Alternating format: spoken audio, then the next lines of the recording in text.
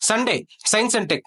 Which of the following is a ICBM? ICBM அப்படின்னா inter continental ballistic missile. அது சூர்யா சிங்கம் படத்துல சொல்லுவார் இல்லையா, கண்டம் விட்டு கண்டம் தாக்குற ஏவுகணை அப்படின்னு சொல்லிட்டு.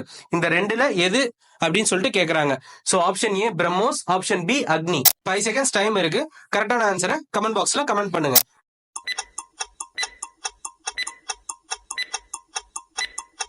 பிரம்மோஸ் மிசைல்.